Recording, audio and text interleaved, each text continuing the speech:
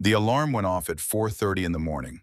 Not a gentle chime, not a soft vibration, a hard, flat sound that cut through the dark like something that had no patience for sleep, no tolerance for rest, no interest in the fact that the woman reaching for it had already been awake for 20 minutes lying still in the dark, listening to the radiator knock against the wall. Dorothy Calloway silenced the alarm before the second beep. She sat up slowly. 64 years old, and her body kept its own ledger every hour on her feet, every mop handle gripped too long, every bag of groceries lifted from the wrong angle. The pain wasn't sharp anymore. It had stopped being sharp about 2 years in. Now it was just there the way the sound of traffic is there when you live near a highway. Present, constant, something you learn to stop hearing. She swung her legs over the edge of the bed and sat in the dark for a moment. The apartment was small enough that she could see all of it from where she sat. Kitchen along the far wall. Bathroom door to her left, the handle slightly loose, had been loose since she moved in. One window that looked out onto the parking lot where the security light buzzed and flickered every night between 2 and 3 in the morning. She knew the exact hour because she was usually awake for it. 3 years she had lived here. She had not hung anything on the walls except a calendar from the hardware store on Clement Street and one photograph in a plain wooden frame. The photograph was old enough that the colors had started to soften at the edges. It showed a younger version of herself. Hair still mostly dark, face still mostly unlined, standing at a beach somewhere in Maryland with her arm around a man who was laughing at something off camera. In front of them, a boy of about 10 years old grinned at the lens with the particular unselfconscious joy of a child who has no idea that time moves. The man's name had been Harold. He had been dead for 6 years. The boy's name was Callum. He lived 20 minutes away across the city and might as well have lived on the moon. Dot stood and moved through her morning this way she moved through everything now efficiently, without waste. She had learned to strip her life down to what was necessary. It was not a philosophy, it was just math. Coffee first. Instant, made in a mug with water from the electric kettle she'd bought at a thrift store on Braddock Avenue for $3. She had sold the actual coffee maker 18 months ago when the electric bill climbed past what she could absorb. She had told herself she didn't really need it. She had been telling herself that about a lot of things. While the kettle heated, she pulled on her work uniform. Navy pants, navy shirt, the word Callaway embroidered over the left breast pocket in faded gold thread. The shirt smelled faintly of the industrial cleaner they used on the floors at Allegheny Presbyterian, a smell so familiar by now that she only noticed it when she was somewhere it wasn't. She drank her coffee standing at the kitchen counter, looking at the stack of bill held down by a glass paperweight Harold had brought back from a conference in Denver 17 years ago. Electric, water, renter's insurance, 2 credit card statements with balances that moved so slowly they seemed not to move at all, no matter how much she paid. A medical bill from the urgent care visit last February when the cough turned out to be bronchitis and not something worse. The math was always the same. The janitorial shift at the hospital covered rent. The afternoon cashier job at Lottie's grocery covered food and utilities. The weekend driving covered everything else, and there was never quite enough left. She had been treading water so long, she had almost forgotten what it felt like to stand on solid ground. By 5:15, she was out the door. The hospital was a 12-minute drive when traffic was thin. This early, the streets belonged to delivery trucks and the occasional car moving with the quiet urgency of someone going somewhere important before the world woke up. Dot drove through the gray pre-dawn with the heat on low and the radio off. She had stopped listening to the radio about a year ago. The noise had started to feel like something she couldn't afford. She parked in the staff lot and let herself in through the service entrance with her badge. Wendell was already in the supply closet. He was 71 years old, built like a man who had once been broader and had gradually become more concentrated, all the weight settling into his chest and shoulders. He had a face like a topographic map, deeply lined, weathered with eyes that were dark and sharp and rarely missed anything. He had been doing this work for 31 years. He moved with the careful deliberateness of a man who understood his body's terms and had long since made his peace with them. He looked up when Dot came in. "You're early." "So are you." "I'm always early. You're usually just on time." He handed her a fresh roll of trash bags without being asked. "Couldn't sleep." "Slept fine." She hadn't. He knew she hadn't. They had been working the same early shift long enough that they had stopped needing to be precise about certain things. Wendell had started at Allegheny Presbyterian 6 months before Dot arrived. He had shown her where the extra cleaning solution was stored, which elevator was slowest, which floor supervisor left early on Fridays. He had never made her feel like she needed showing. That was the thing about Wendell, he helped without making you feel helped. At 64, Dot had a deep appreciation for that quality in a person. They worked in companionable silence, taking different wings, meeting occasionally in the hallways where their routes crossed. Dot moved through the hospital like a shadow, emptying bins, wiping down surfaces, mopping the long corridors that gleamed under fluorescent light. The building was full of other people's lives, flowers wilting in rooms, children's drawings taped to walls, the particular silence of a place where people were fighting to stay and sometimes losing. Dot had stopped noticing most of it. You adapt or you don't. She had adapted. At 7:30, she took her break in the supply closet, standing up, eating half of a peanut butter sandwich she'd made the night before. She picked up her phone and looked at the screen. Then she put it back in her pocket without unlocking it. Callum had not called in 23 months. She had not called him in 6. The last conversation had ended badly, not dramatically, not with shouting, just with a silence that had stretched too long and then hardened into something permanent. He had asked her to come to the engagement party. She had said she was working. He had asked if she was really working or if she was just afraid of something, and she had said she was working, and neither of them had believed it. She finished the sandwich and went back to work. By 9, she was at the grocery on Fenton where Lottie ran the afternoon shift with a particular combination of efficiency and mild tyranny that Dot had come to find genuinely comforting. Lottie was in her mid-50s, compact and direct, with close-cut gray hair and reading glasses she wore on a chain around her neck and never actually used for reading. She managed the store the way she seemed to manage everything, with a clear idea of how things should go and a very limited patience for how they actually went. "You look like you got 3 hours," Lottie said when Dot arrived. "I'm fine." "You always say that." "Because I'm always fine." Dot tied on her apron and moved to her register. Lottie watched her for a moment with the expression of a woman who had more to say and was choosing for now not to say it. Then she went back to whatever she was doing, and Dot began her afternoon. The grocery was busy in the way that grocery stores are always busy, a low-level, constant movement of carts and children and people staring at their phones while they block the aisle. Dot scanned and bagged and made small talk when small talk was called for and stayed quiet when it wasn't. She was good at reading people. She had always been good at reading people. It had made her a good accountant back when she was an accountant. That was the thing most people here didn't know about her, and she had never told them. For 16 years, she had managed accounts payable for Carnwright Construction on the north side, a mid-sized outfit that built commercial properties across western Pennsylvania. She had been good at it, not quietly, good. Not good in the way that goes unnoticed, genuinely, visibly good, the kind of good that gets you a team of 4 people and an office with a window and an invitation to the quarterly leadership dinners where they served chicken and made speeches about vision. Then Harold got sick. Stage 3, then stage 4. 4 years of treatment, of hospitals, of watching a man she had loved for 28 years become a smaller and more fragile version of himself while she tried to hold everything together. She took leave then, more leave than the kind of leave that has no clear end date. When Harold died in the spring of 2019, the job was already gone. The house followed 8 months later, sold to cover what insurance hadn't. She had moved into the studio apartment on Mercer Street and at 58 years old with a suitcase, the glass paperweight, and the photograph from the beach in Maryland.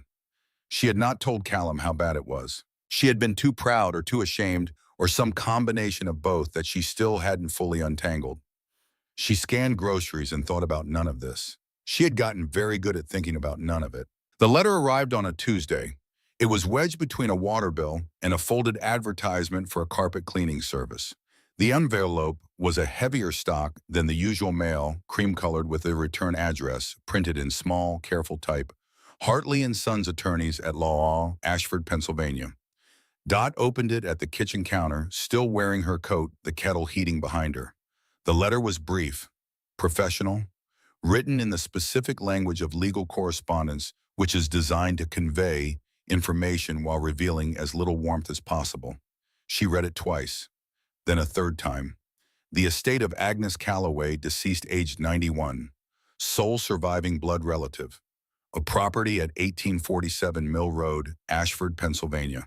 Transfer of ownership pending contact with the office. Agnes Calloway. Dot set the letter down on the counter beside the stack of bills. She stood there looking at it. The name meant nothing to her. Less than nothing, it was the name of a stranger who happened to share her last name. Her father had died when she was 26, a quiet man who had never spoken much about his family, his past, where he had come from. Her mother had passed the year after Harold. Dot had no siblings. As far as she had ever understood, she was the end of the line. She called the number on the letterhead the next morning before her shift. A man named Mr. Hartley answered, older-sounding, unhurried, with the patience of someone who had delivered news like this before and understood that it required a certain amount of space. He explained Agnes was her father's aunt, his father's sister, which made her Dot's great-aunt. She had never married, had no children, had been largely out of contact with the family since sometime in the late 1950s. She had moved to Ashford to pursue her work. She had lived there quietly alone for the better part of 6 decades. "What kind of property is it?" Dot asked. There was a pause. She heard papers. "A commercial building, approximately 4,000 square feet, 2 stories. Built in 1923. It was used as a manufacturing and workshop space for most of its history. Miss Calloway owned it outright, no mortgage." Another pause. "I have to be candid with you, Mrs. Calloway.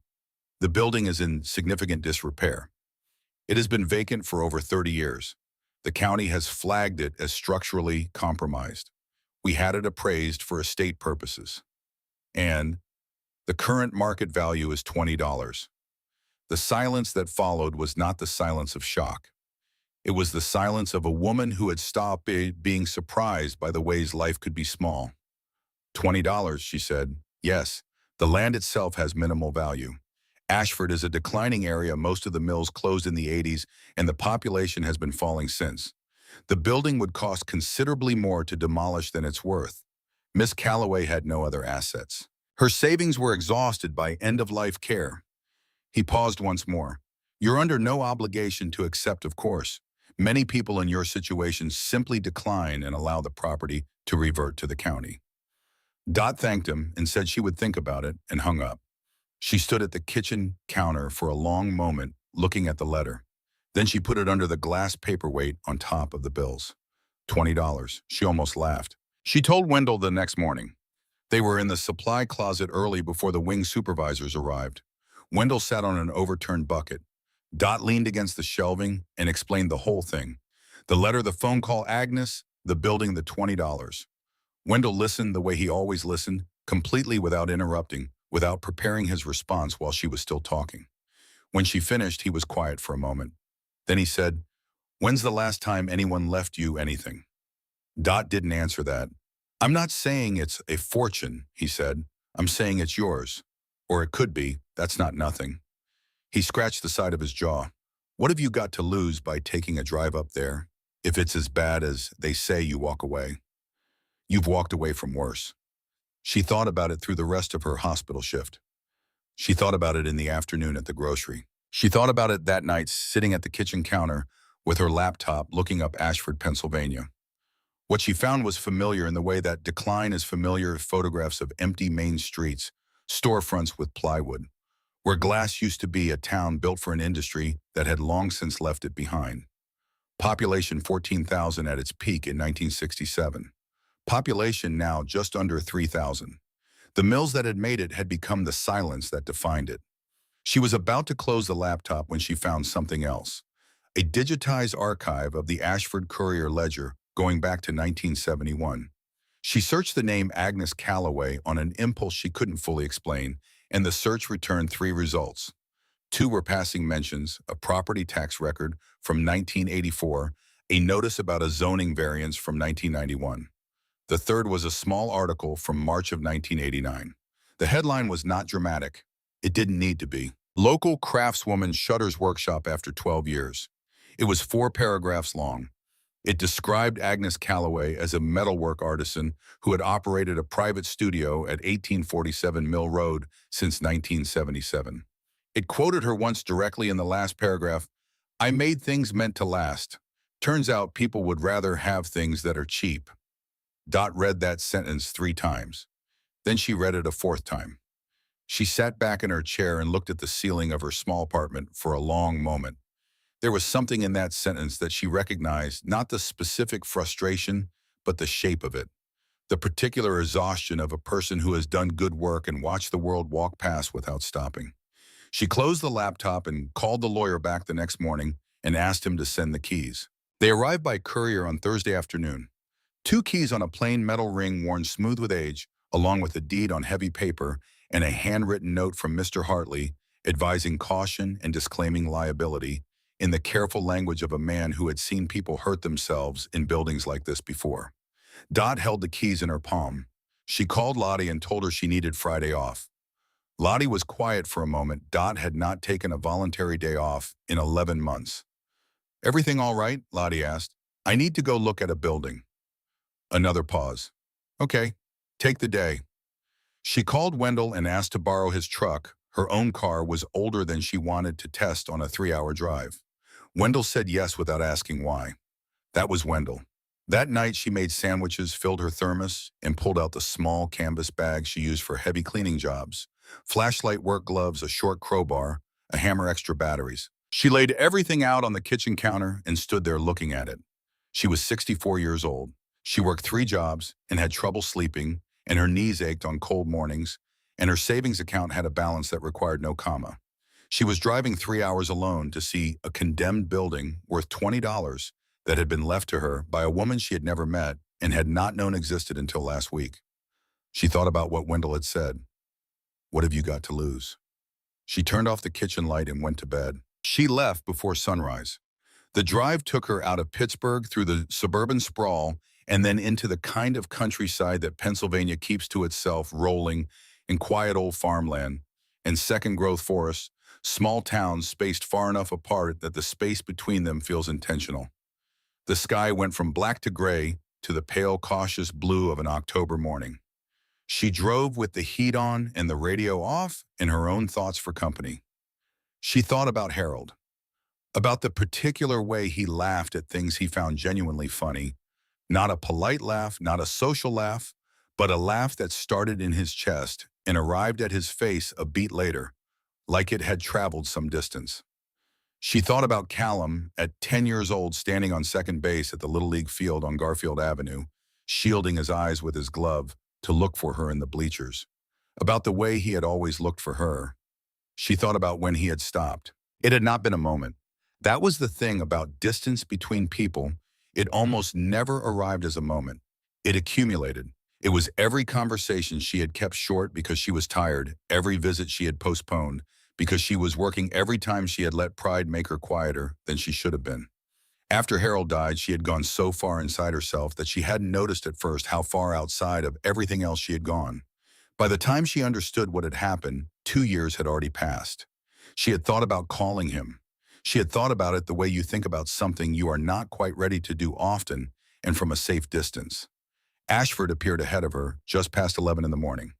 The sign at the edge of town said Ashford established 1871, and below that, in smaller letters, that someone had not gotten around to updating population 4200.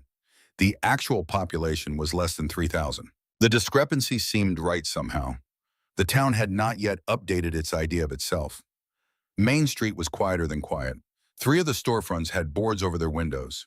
The diner on the corner looked like it might still be open. There was a light in the window and a handwritten sign, but there were no cars outside. The church at the end of the block had fresh paint. Everything else looked like it had been waiting a long time for something to happen.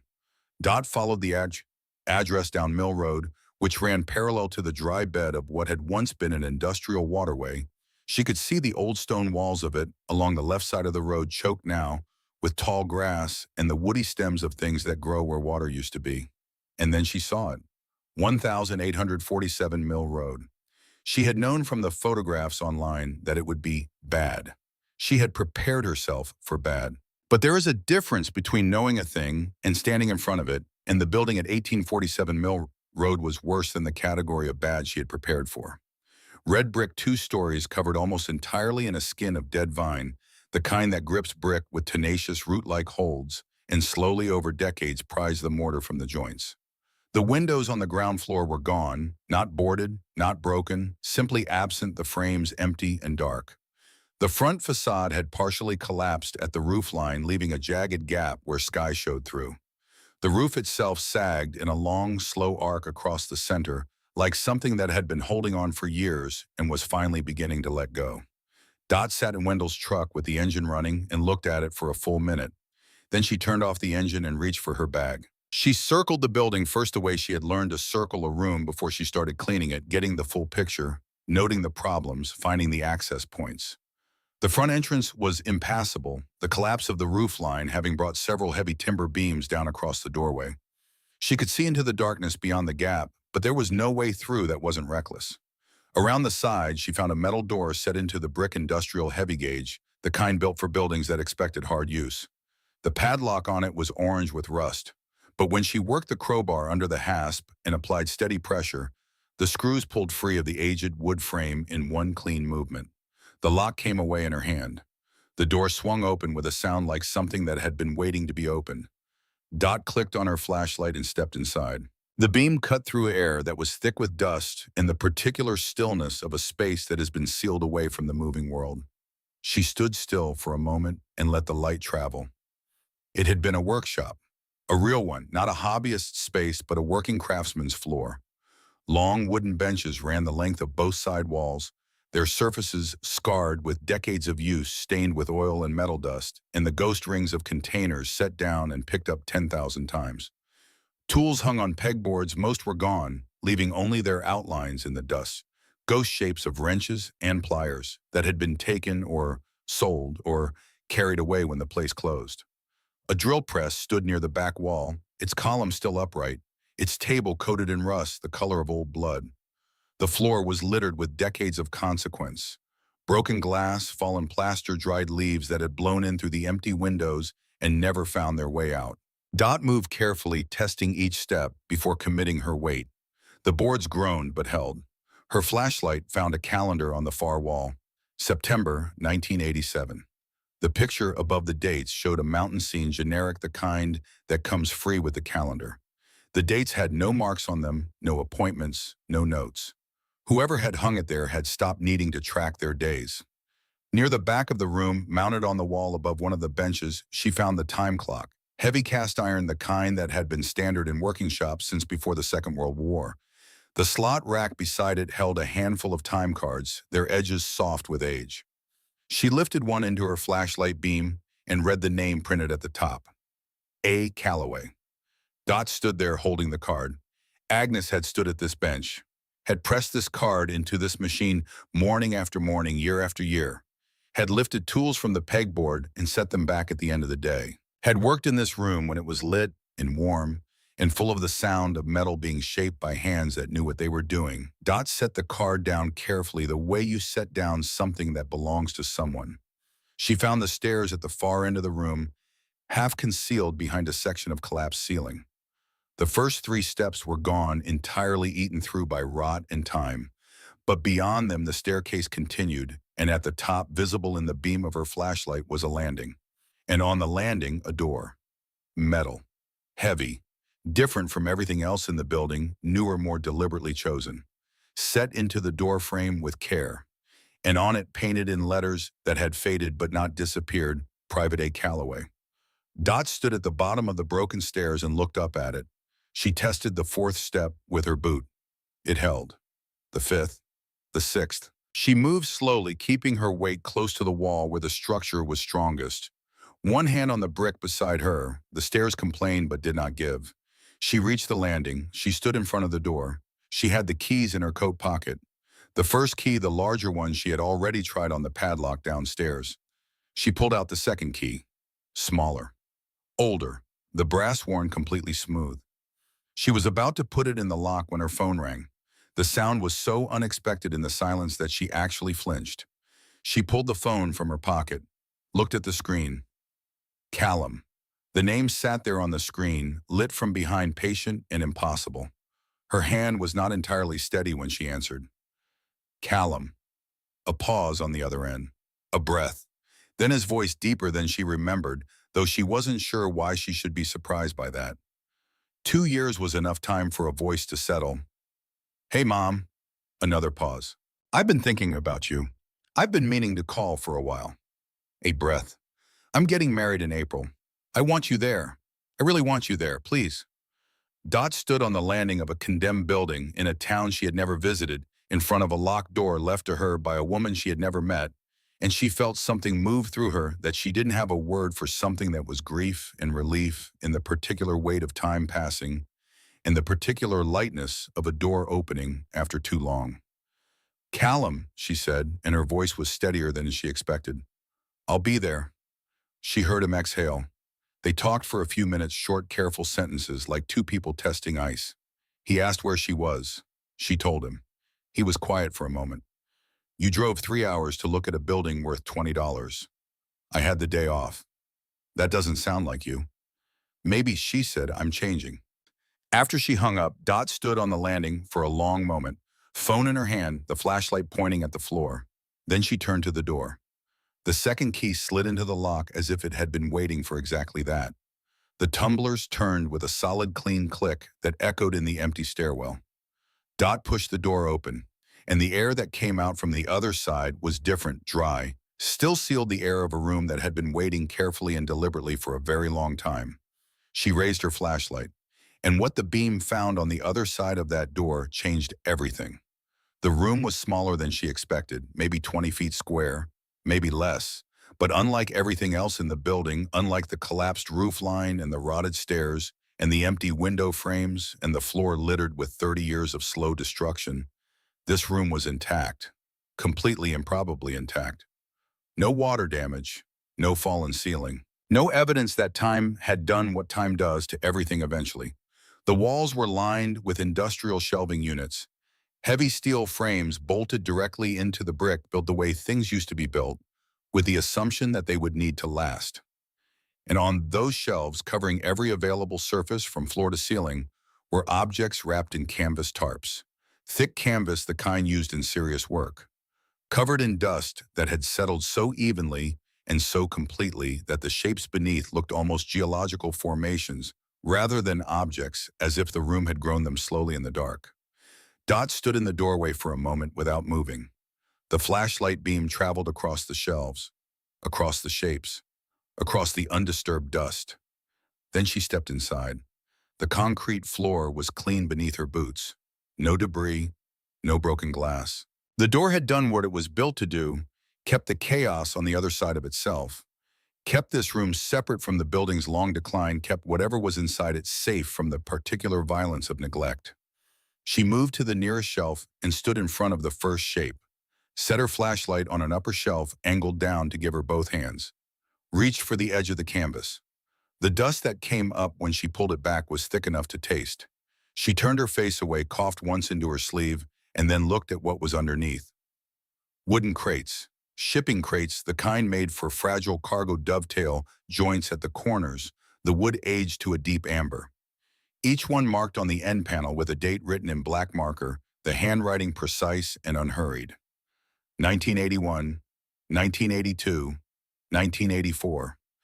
Dot lifted the nearest crate down from the shelf. It was heavier than it looked. She carried it to the center of the room where a small work table stood, the only piece of furniture in the space, and set it down. The lid was nailed shut but not sealed. She worked the crowbar under the edge and applied steady, patient pressure the way she did everything. The nails released with a sound like something held too long, finally letting go. Inside, she found straw packing material, yellowed and compressed. She pushed it aside with both hands. Her fingers found metal, cool, smooth, shaped. She lifted it out. It was a decorative bracket, the kind used to support shelving and fine architectural work, or to ornament the junction of wall and ceiling in a building that cared about such things. Perhaps 14 inches long, hand-forged iron worked into a design that moved from the functional into something beyond it. Leaves intertwined with geometric forms. A bird hidden in the pattern. If you look long enough, not placed, obviously not announced, but there waiting for the eye that was patient enough to find it. Dot turned it slowly under the flashlight. The craftsmanship was not decorative in the way that factory work is decorative. There was no repetition. Every curve had been made by a hand making a decision. Every transition between one form and the next had been considered. The surface had a quality she couldn't name precisely, a depth, a presence, as if the metal remembered being worked. At the base, stamped it cleanly into the iron A Callaway. 1981. Dot set it down carefully on the work table. She opened another crate. A wall sconce, the kind designed to hold a light fixture, worked into the same flowing vocabulary as the bracket, but larger, more complex. The same hidden geometry. The same signature. 1983. Another. A decorative panel roughly 12 inches square, depicting a pattern of interlocking forms that suggested both mechanical precision and natural growth simultaneously. A. Callaway, 1980. She worked methodically, moving from shelf to shelf, pulling back canvas opening crates. The room had a rhythm to it, each object a variation on the same deep commitment to craft. Brackets, sconces, door hardware worked to a level of detail that made standard architectural metalwork look like a rough draft. Ceiling medallions, a stair railing section that curved in 3 dimensions at once and somehow made that look inevitable. Fireplace surrounds, window grills, 94 pieces in total. She would count them later carefully with Dr. Howe's team. But standing there in the beam of her flashlight, with the dust still settling and her hands already blackened from the metal, she understood that she was not in a storage room. She was in a life's work. On the highest shelf, pushed back against the wall, behind a row of crates, she found the journal. It was bound in dark brown leather, the cover worn smooth at the corners and the spine cracked from years of opening and closing. Not a decorative book, a working book, the kind you write in because you need to, not because you're performing the act of writing. Dot carried it to the work table and opened it under the flashlight. The handwriting was small and precise. Not ornate, not the handwriting of someone performing penmanship, but controlled. Each letter formed with the same care that the metalwork showed, as if Agnes understood that how you did anything was how you did everything. Dot read at random, letting the pages fall where they fell. October 14th, 1980. Completed the Harrington Commission. 6 brackets for the library annex renovation. They paid what we agreed and seemed pleased, though I could see the foreman looking at them. The way people look at things they don't quite understand, not with appreciation, but with the mild suspicion that they may have paid for something they could have gotten cheaper elsewhere. Perhaps they could have. But they could not have gotten this. March 3rd, 1982. Richter wrote from Philadelphia. He has seen photographs of the Harrington pieces and says the scrollwork on the 3rd bracket is the finest thing I have done. Coming from him, that lands differently than praise usually does. I believe him. I also know it won't matter to the people I'm trying to sell to.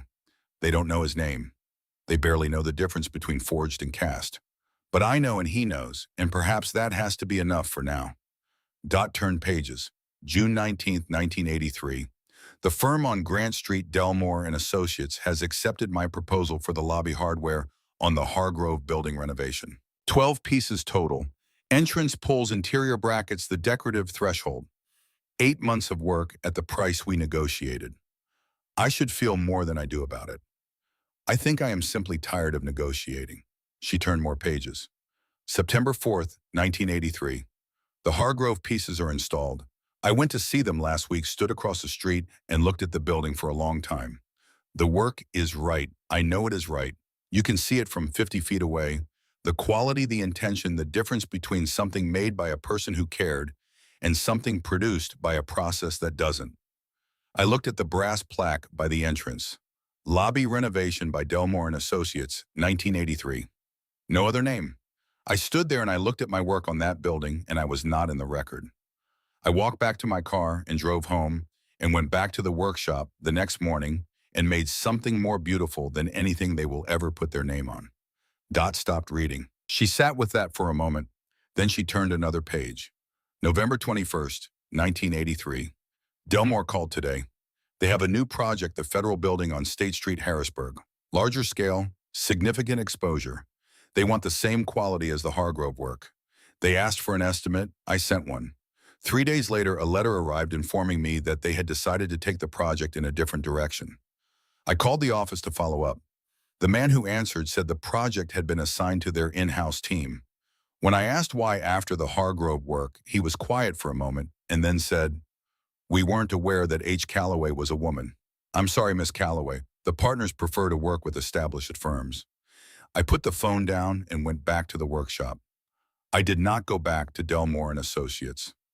Dot set the journal down on the work table. She looked at the room around her, at the 94 pieces Agnes had made, and sealed away the life's work of a woman who had been systematically told that her work was good enough to use, but not good enough to credit, good enough to buy, but not good enough to name.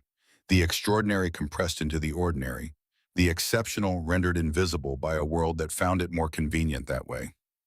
Dot understood that feeling, not from metalwork, not from art, but from 16 years of keeping meticulous accounts for a company that had never once in a quarterly leadership dinner mentioned her name in the same sentence as the work she produced. She understood it precisely. She sat in the dust, in the silence with Agnes's journal in her lap, in the flashlight throwing long shadows across 94 pieces of exceptional craft, and she felt something she had not felt in a very long time. Anger. Clean and clarifying, the way good anger is. She drove back to Pittsburgh with one of the smaller pieces wrapped in clean rags in the truck bed, a bracket, the 1981 piece, the first one she had opened. She had locked the metal door behind her with Agnes's key. She had locked the main door with the new padlock she'd stopped at the hardware store on Mill Road to buy on her way out of town. She called Lottie from the road. Lottie listened to the summary building room metalwork journal with the focused silence of someone taking inventory. "Clifford," Lottie said when Dot finished. "What?" "My brother Clifford. He runs an antique and fine art shop on Denton Street. If anyone can tell you what you're looking at, it's him. He's been doing this for 30 years. A pause. "He's also extremely annoying, but he knows what he knows." Clifford Marsh's shop occupied a narrow storefront on Denton Street that had the particular quality of places that have always been exactly what they currently are. The sign above the door was old painted wood. The window display was a careful arrangement of objects: a Victorian side table, 2 oil paintings in gilded frames, a ceramic lamp, a case of pocket watches. Everything priced for people who understood what they were buying. The bell above the door was genuine brass and made a sound that suited the room. Clifford himself emerged from the back somewhere in his mid-60s, lean, with the silver hair of a man who had stopped fighting it, and the focused, slightly impatient energy of someone who had spent decades having his time wasted by people who didn't know what they had. He looked at Dot, then at the wrapped bundle under her arm. "Lottie called ahead," he said. "Let me see it." Dot set the bracket on the counter and unwrapped it. Clifford looked at it the way a doctor looks at an X-ray, not casually, not with performance, but with the focused attention of someone reading information. He was quiet for 30 seconds, 40. He picked it up with both hands and carried it to the window, holding it in the natural light. He turned it slowly. He brought it close to his face and looked at the joint where 2 forms met. He looked at the signature. He set it down. "Where did you get this?" His voice had changed. The mild impatience was gone. Dot told him. The building, the sealed room, the crates, 94 pieces, all signed, all dated, spanning 1978 to 1988. Clifford looked at her steadily for a moment. "A. Calloway," he said. "Agnes Calloway. My great-aunt. She died last month." "Did you know her?" "I never met her." Clifford pulled a stool from behind the counter and sat down, which Dot took to mean that this was going to take longer than she had anticipated. "Do you know the name Gustav Richter?" he asked. She did not. German-American metalwork artist. Worked primarily in Pennsylvania, Philadelphia, initially then the western part of the state from about 1958 through 1982. He trained in the Bauhaus tradition in Germany before the war, and then brought those methods here. Clifford chose his next word carefully, exceptional.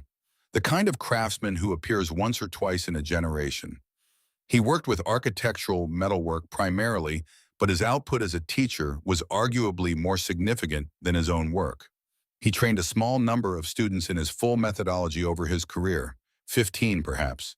The training took 5 years. Dot was quiet. "The piece in front of me is Richter school work," Clifford said. "I have handled 3 pieces by known Richter students in 30 years. 2 were in museum collections. One sold at auction in 2019 for $68,000. He looked at the bracket. "This is as good as any of them." The number sat in the air between them. 94 pieces, Dot said. Clifford looked at her. "All of this quality. I think so. I only opened about a dozen crates. He was quiet for a moment. Then he reached under the counter for a laptop and opened a database that Dot didn't recognize, a specialized archive of some kind, dense with text and small images. He searched Agnes Calloway. Nothing. He searched Richter students. A list appeared, 14 names with brief biographical entries. He scrolled through them slowly. Agnes Calloway was not among them. That's strange, he said. The journal mentions Richter, Dot said. She writes about a letter she received from him in 1982. She refers to him as her teacher. Clifford pulled up a secondary document, a scanned page from what looked like an institutional record. He studied it. His expression shifted. The Craftsman's Archive at Carnegie Mellon maintains the official record of Richter's students, he said slowly. This is their current list. 14 names, he pointed at the screen. But I have seen an earlier version of this document. I photographed it at a conference in 2014. It had 15 names. He looked at Dot. One name was crossed out, blacked over with ink, heavily, deliberately illegible. He paused. I assumed at the time it was a clerical correction. Someone added an error. He looked at the bracket on his counter. I don't assume that anymore. Dr. Patricia Howe arrived at 1847 Mill Road on a Wednesday morning, 11 days after Dot's first visit, in a university van with her research assistant, a young man named Gregory, who carried equipment with the focused efficiency of someone who understood that his job was to make someone else's work possible. Dr. Howe herself was in her early 60s with short silver hair, in the particular quality of a person who has spent decades being the smartest person in the room without needing anyone to know it. She moved through the building's ground floor, quickly noting things without commenting on them, and then followed Dot up the repaired stairs. Dot had hired a local contractor to make the staircase passable to the landing and the metal door. Dr. Howe stood in the doorway of the sealed room for a long time before entering. Not examining, not cataloging, just standing. Then she said quietly to no one in particular, there she is. They worked for 6 hours. For 6. Gregory photographed every piece. Dr. Howe examined each one, handling them with gloved hands, reading the signatures, assessing the dates, testing the quality of the metalwork against what she already knew about Richter's methods and his students' output. She took measurements. She dictated notes in a low, steady voice that Gregory recorded. Dot watched and stayed out of the way and let it happen. At one point, Dr. Howe found the journal on the work table where Dot had left it. She read it for 40 minutes without speaking, standing perfectly still except for the turning of pages. At another point, near hour 4, Gregory opened a crate near the back wall that contained a piece larger than anything else in the room, a section of stair railing curved perhaps 3 feet long, worked in iron with a design that flowed from abstract geometry at one end into something almost botanical at the other. Dr. Howe picked it up with both hands and held it in the light from the portable lamp Gregory had set up. She did not speak for almost a full minute. Then she said, Richter demonstrated this transition from geometric to organic form within a single continuous piece in a paper he published in 1971. He called it his most technically demanding challenge. He said he had never seen a student achieve it successfully. She turned the railing section slowly. Agnes achieved it. Twice there's another piece on the third shelf that does the same thing with a window grill. She set it down carefully. Her name should be in every major text on American craft of the 20th century, she said. It is in none of them. By the end of the 6 hours, Dr. Howe had documented all 94 pieces and had her preliminary assessment. She sat across from Dot at a folding table Gregory had set up in the sealed room, her notes in front of her, her gloves removed. Every piece in this room is authentic Richter schoolwork, she said. The methodology, the design philosophy, the technical execution. It's all consistent with what we know about his teaching. And the condition is remarkable. Whoever prepared this room understood preservation. The humidity control alone. She glanced at the metal walls and sealed door. Agnes lined the interior of this store with a rubber gasket, sometime in the mid-1980s based on the material. She knew what she was doing. Dot nodded slowly. For value, Dr. Howe continued, I want to be careful about preliminary estimates. But based on comparable sales known, Richter school pieces, authenticated craft work of this period and quality, I would place the collection at somewhere between $400,000 and $700,000, conservatively. Dot looked at the shelves, at the 94 pieces still in their crates. There's more, Dr. House said. She pulled out the wooden box that Gregory had found behind the last shelf, small, unassuming, easy to miss. Gregory found this about 2 hours ago. I've been waiting for the right moment. She set it on the table and opened it. Inside, a stack of architectural drawings in Agnes's precise hand, folded and refolded until the creases had become permanent. Several dozen black and white photographs, buildings interior, Schitt's closed detail work, and a collection of letters paper-clipped in groups from various architectural firms, all dated between 1980 and 1986. Dr. House spread 3 of the photographs on the table beside 3 of the drawings. The comparison was immediate and absolute. The Hargrove building, Dr. House said, pointing to the first pair, downtown Pittsburgh, Agnes's design drawing on the left, the installed metalwork on the right. She moved to the second pair, the Federal Building in Harrisburg, same situation. The third pair, the Alderton Theater, also Pittsburgh. Dot looked at the photographs, at the drawings, at the unmistakable correspondence between them. 6 buildings in total, Dr. House said, based on what we have here. Possibly more. This box may not be a complete record. Agnes sold her designs to architectural firms who implemented them, credited their own teams, and paid her a fraction of what the work was worth. She paused. This was not uncommon practice. It was also not accidental. The letters make that clear. She handed Dot one of the letters. Dot read it. It was from Delmore and Associates, dated February 1984. Formal language, professional tone, thanking Miss Calloway for her design submission for the Alderton Theater lobby renovation, informing her that they would be purchasing the design outright for the agreed sum of $400, reminding her of the terms of the purchase agreement, which assigned all attribution rights to the firm. $400 for a design that was currently in a building that thousands of people walk through every year. Dot set the letter down. She thought about the Hargrove building. She thought about the fact that she had worked 3 blocks from it for 12 years, had walked past it on her lunch break, had looked at the entrance hardware, the pull handles, the threshold details, the brackets, and never known, could not have known, that the woman who made them had been paid less than a week of Dot's own salary and then removed from the record entirely. She thought about Agnes standing on the sidewalk across the street looking at her own work on a building that bore someone else's name. "What do we do?" Dot asked.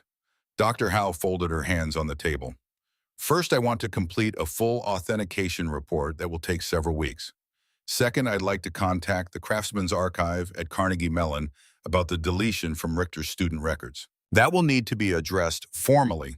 She paused. "And third, and I say this as a researcher, not as someone with any stake in the financial outcome, you should know that a collection like this is worth considerably more with the historical context than without it.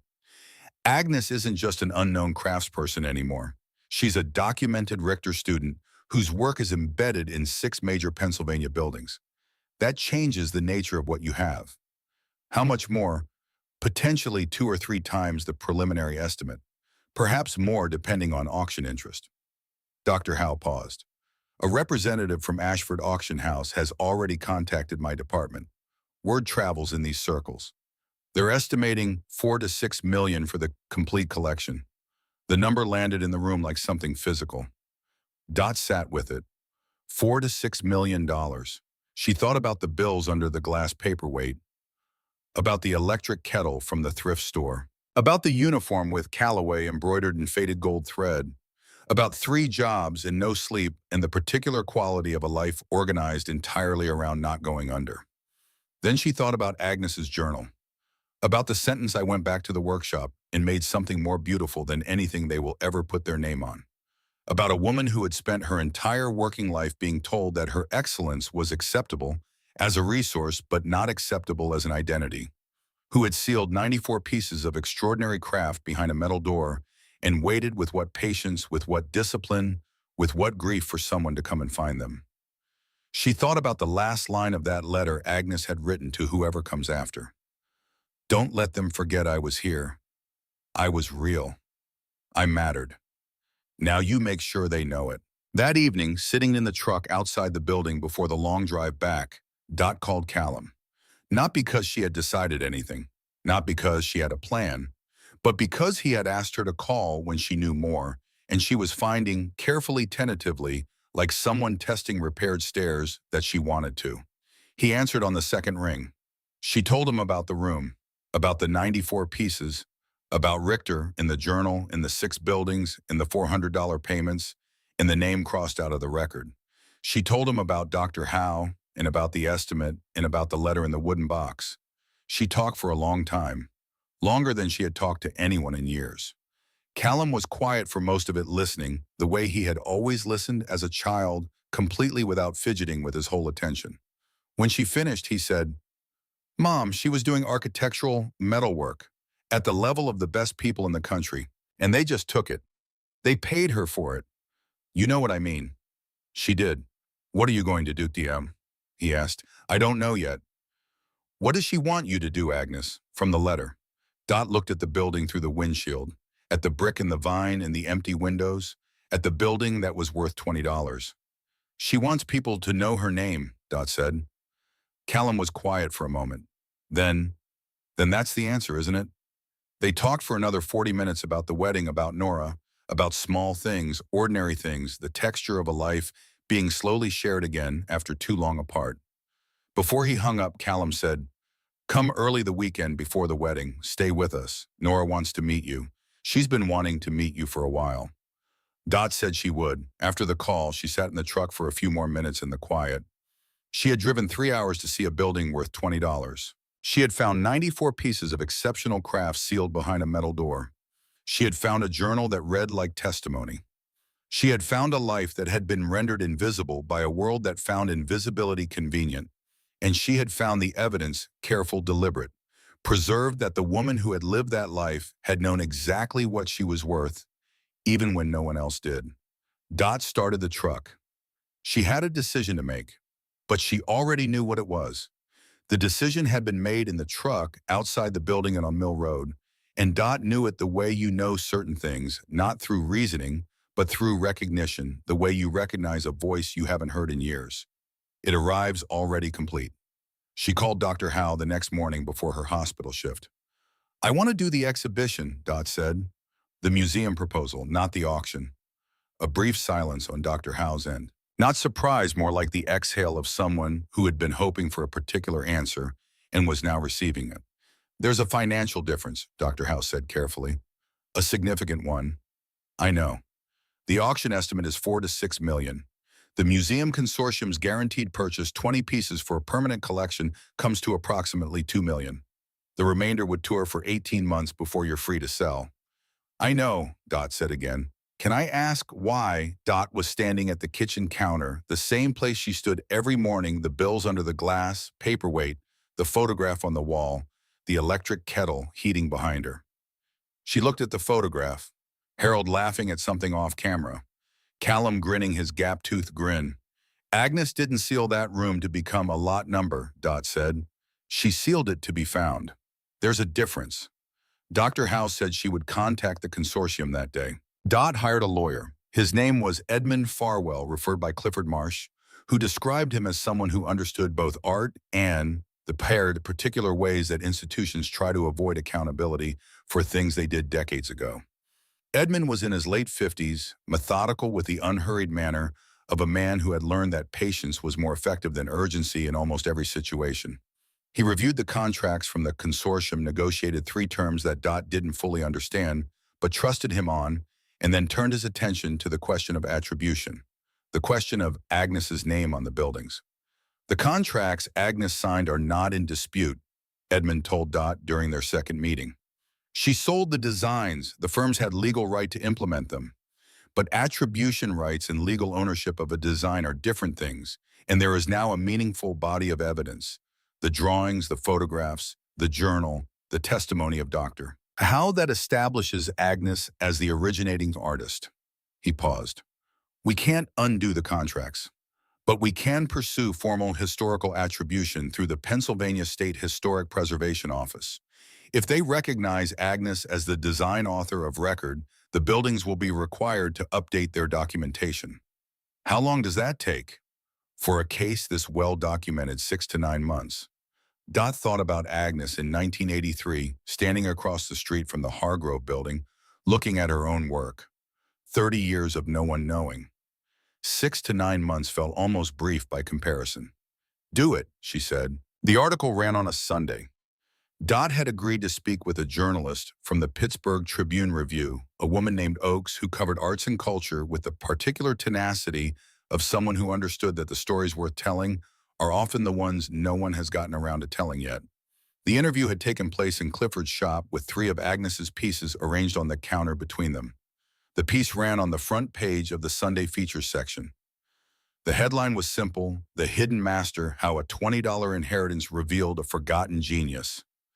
Dot's phone started ringing before she finished her first cup of coffee that morning. Lottie called, then Wendell, then a number she didn't recognize that turned out to be a producer from a Pittsburgh television station. Then another number she didn't recognize. Then another. She let most of them go to voicemail and sat at her kitchen table reading the article on her phone, which felt strange reading about herself, about Agnes, about 1847 Mill Road, in the same flat, objective language that the newspaper used for everything else. She read the paragraph about Agnes twice. Oakes had found a way to convey the scope of what had happened to Agnes, the systematic erasure, the purchased designs and removed credits, the crossed-out name in the craftsman's archive, without melodrama, without editorializing. Just the facts laid out in sequence, which were damning enough on their own. Callum called at 9. "Mom, the article." His voice had the quality of someone who had been affected by something and was still processing how much. "My firm is talking about it. My professor sent it to the whole architecture department mailing list." "I saw." "She designed the Hargrove Building lobby hardware. I have walked through that building probably 200 times. I know." A pause. "I wrote something last night after I read the advance copy you sent me. A piece for the architecture journal I contribute to. About Agnes, about what happened to her work, about what it means that she's been in buildings. All of us have been walking through our whole lives without knowing her name." He paused again. "I wanted to ask if that was okay before I submit it." Dot looked at the photograph on the wall. Harold laughing, Callum at 10 years old, full of the uncomplicated joy of a summer day. "She would have wanted that," Dot said. "I think she would have specifically wanted that." "I think so too." A breath. "Mom, can I come up this weekend? I want to see the building before everything moves, before it's official. I want to see where she worked." "Yes," Dot said. "Come up Saturday. Come early." Callum arrived on a gray Saturday morning in November, driving a blue car that Dot didn't recognize. She realized she had not seen any car he owned, had not seen any physical element of his adult life. He had been an abstraction for 2 years. A voice on a phone, a name on a screen. He was taller than she remembered, which made no sense. He hadn't grown since he was 20. But that was what 2 years did to a person's impression of someone. You remember a version, and then the real one arrives and is slightly different from the memory in ways that are impossible to specify.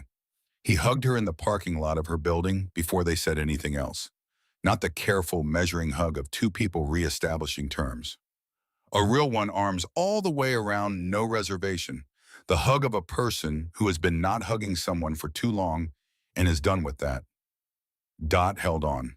They drove to Ashford together, Callum driving while Dot sat in the passenger seat of a car that smelled like coffee and drafting paper. He talked about Nora, about the wedding venue they'd chosen, a small inn outside the city with a garden, about the architecture firm where he'd been working for 3 years on commercial renovation projects. He talked the way people talk when they have been saving things up. Dot listened, really listened the way she hadn't let herself in years, because listening had become too entangled with the grief of what she was missing. At 1847 Mill Road, the building looked the same, brick and vine, and collapsed roofline, the particular stillness of a place that has been waiting. But now it was secured, the ground floor stabilized by the contractor Dot had hired, the sealed room's contents cataloged and documented and prepared for transport to the Carnegie Museum's conservation facility the following week. She led Callum up the repaired stairs and unlocked the metal door. He stood in the doorway of the sealed room the way Dr. Howe had stood there, not examining, not cataloging. Just standing, taking the space in. Most of the crates were still on the shelves, still wrapped. Dr. Howe's team had opened and documented everything, but had repacked carefully, waiting for the official transport. The room still held the quality of preserved time, dry, still the air of a place that had been sealed against the world. Callum walked slowly along the shelves. He ran his gloved hand along the edge of one crate. He stopped at the work table and picked up the photograph that Dot had left there. Agnes, perhaps 60 years old, standing in this room holding her first piece, looking directly at the camera with an expression that was not quite a smile, but was absolutely confidence. He studied it for a long time. "She looks like you," he said. Dot looked at the photograph. She had not seen that before. But now that Callum said it, she could see it's something in the set of the jaw, the directness of the gaze, the quality of a person who has decided not to apologize for taking up space. "She designed architectural metalwork," Callum said, setting the photograph down gently. "She understood load distribution. She understood how metal behaves in different temperature ranges. She understood how a decorative element functions structurally within a larger system." He looked around the room. She wasn't on the margins of this field. She was at the center of it. She just wasn't allowed to be in the center of it. He turned to look at Dot. "Why didn't you tell me how bad it was?" he said. "After Dad died. The house, the joy, all of it. Why didn't you tell me?" The question sat in the room between them. Clean and direct, the way Callum had always been direct when he finally got to the thing he actually needed to say. "I didn't want you to worry," Dot said, which was true. And then, because she was 64 years old and Agnes Calloway had spent her whole life being less than fully honest about what she needed, she said the rest of it. "And I was ashamed. I had built something, and I lost it, and I was ashamed, and I thought if you saw how far down I'd gone, you'd—" She stopped. "I'd what?" "Look at me differently." The silence that followed was not uncomfortable. It was the silence of something being set down that had been carried too long. "Mom," Callum said, "I didn't call for 2 years because I thought you didn't want me there. I thought you decided that what happened with Dad was easier to carry alone than to share.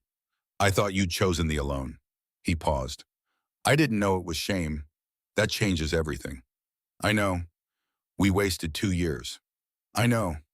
He crossed the room and put his arms around her again, and Dot stood in the sealed room where Agnes had worked and kept her work and waited for someone to come, and she let herself be held by her son, and she did not try to make it into something smaller than it was. After a while, Callum's phone buzzed. He looked at it and showed Dot the screen. A text from Nora. "Is she coming for Thanksgiving?" Callum looked at Dot. "Yes," Dot said. "Tell her yes." The formal recognition came in stages over the following months, each one quieter than Dot had expected, each one more permanent. The Craftsman's Archive at Carnegie Mellon, following Dr. Howe's formal submission of authentication documents, and the original Richter certificate found in Agnes's sealed room, updated its official record. Agnes Calloway was added as the 15th and final student in Gustav Richter's full apprenticeship program. The update was announced in the archive's quarterly bulletin, with a note from the director acknowledging that the omission had been the word chosen was significant an error of record that did not reflect the historical reality of Agnes Calloway's training or her accomplishment. Edmund Farwell called Dot on the morning the Pennsylvania State Historic Preservation Office issued its determination. Agnes Calloway was formally recognized as the originating design artist for metalwork elements. In 5 of the 6 buildings, the 6th had undergone renovations in the 1990s that made definitive attribution impossible. 5 buildings: the Hargrove Building, the Federal Building in Harrisburg, the Alderton Theater, the Millbrook Library, the Convention Center Annex on Grant Street. The first attribution plaque was installed at the Hargrove Building on a Tuesday morning in February, in a small ceremony that Dot had not expected and that Edmund had arranged without telling her until 4 days before. The plaque was brass, small, perhaps 6 inches by 4, set into the wall beside the entrance near the door, hardware that Agnes had designed and made and sold for $300 in 1983.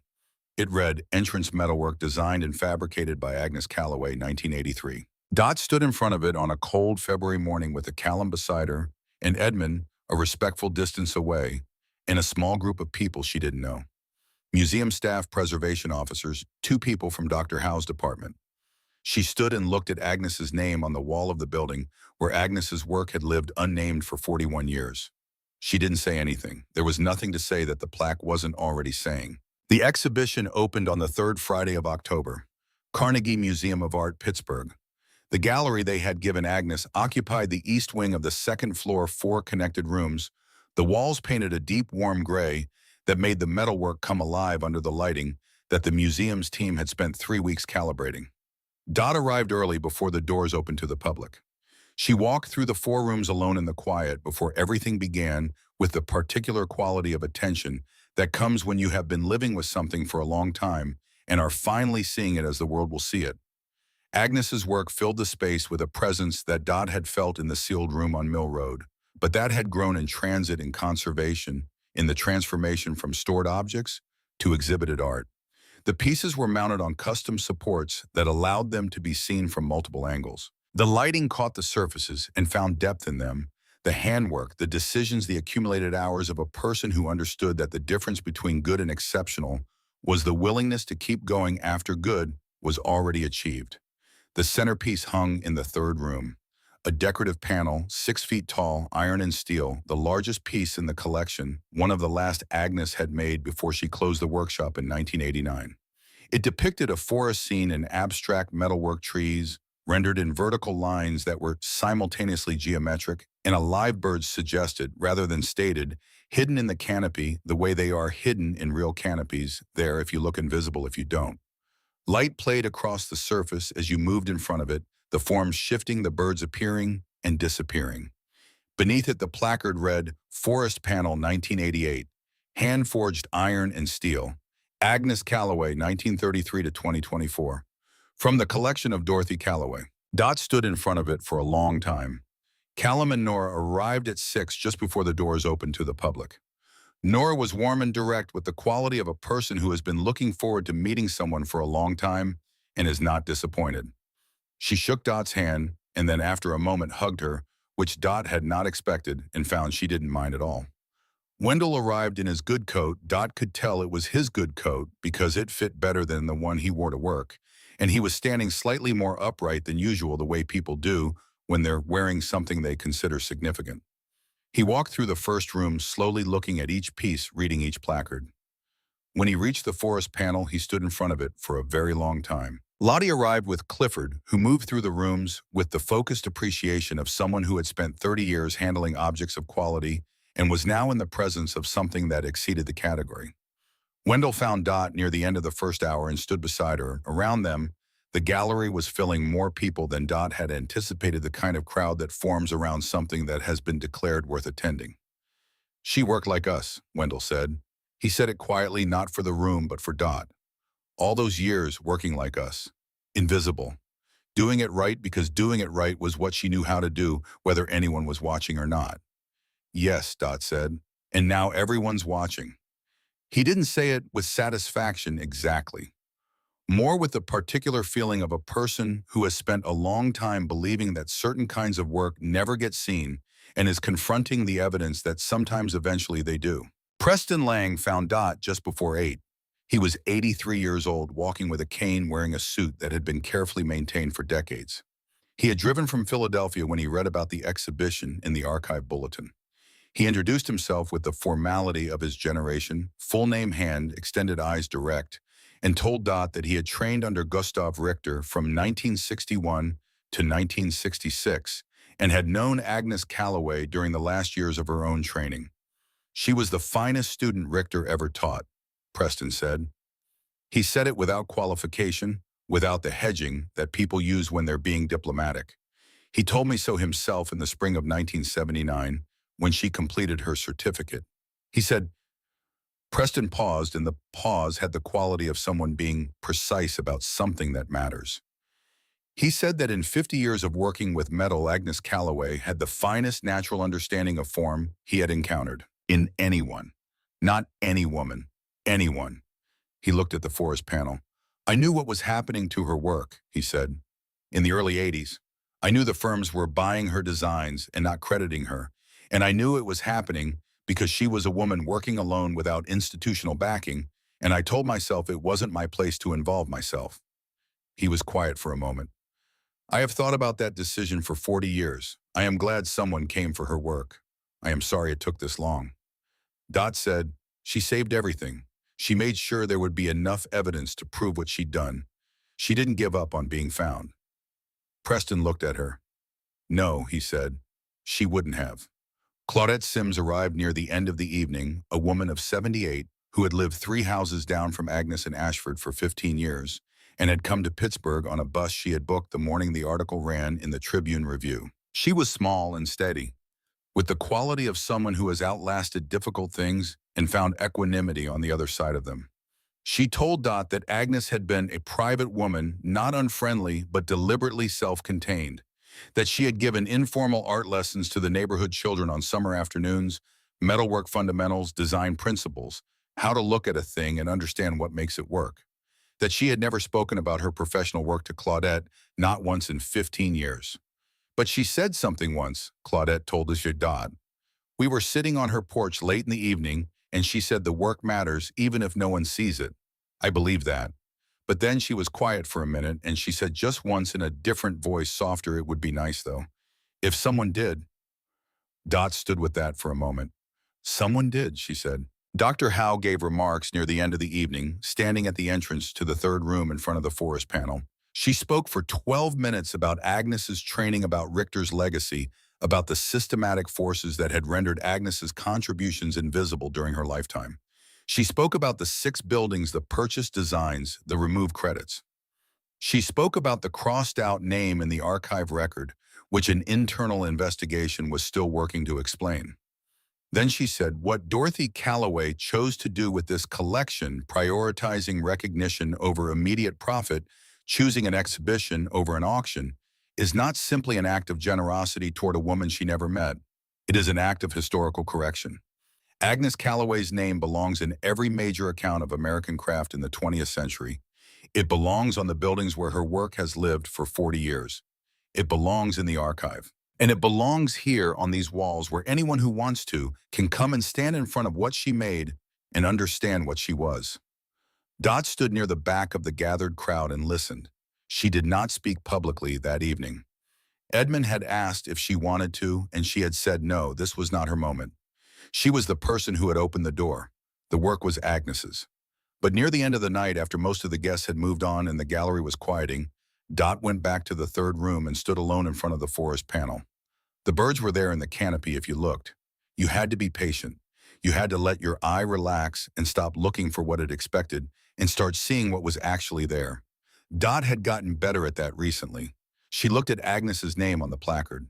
The dates 1933 to 2024. 91 years. A life long enough to contain everything Agnes had put into it, the apprenticeship, the work, the sealed room, the waiting, long enough to run out before the recognition arrived, but not long enough to stop believing it might. They know, Dot said quietly, just for the room, just for herself and for whoever the room belonged to. Every person who came through here tonight knows your name, and the people who come through tomorrow, and the people who come through when the exhibition travels to Philadelphia and Baltimore and Washington. She paused.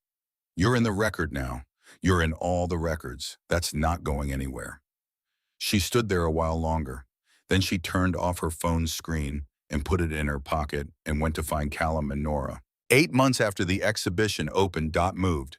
The new apartment was on Shady Avenue, 1 bedroom with 2 windows that faced east and caught the morning light in a way that her old studio never had. It was more than she had been paying on Mercer Street and well within what she could now afford, and it had taken her 3 weeks after signing the lease to stop feeling vaguely guilty about that. She had stopped working the grocery shift at Lottie's in January. She still worked 2 mornings a week at the hospital, not because she needed the money, but because Wendell was there, and because the work was familiar in a way that grounded her, and because she had decided that she was allowed to keep things she valued even after the necessity of them was gone. She had started a new thing, a small consulting practice, informal run, mostly through referrals from Clifford and Dr. Howe and Edmund Farwell, advising independent craftspeople and working artists on the valuation and documentation of their work, how to price it, how to protect attribution rights, how to build the kind of record that means decades later someone can prove what you made and why it matters. It was not large-scale work. It was not the kind of work that gets you invited to quarterly leadership dinners. But it was useful in the specific way that Dot had come to understand as the only way that finally mattered. It served something real. She had also enrolled in a class, American Art and Craft History, 1900 to present. held Tuesday evenings at the community college on Center Avenue. 14 students in the class, average age somewhere around 35.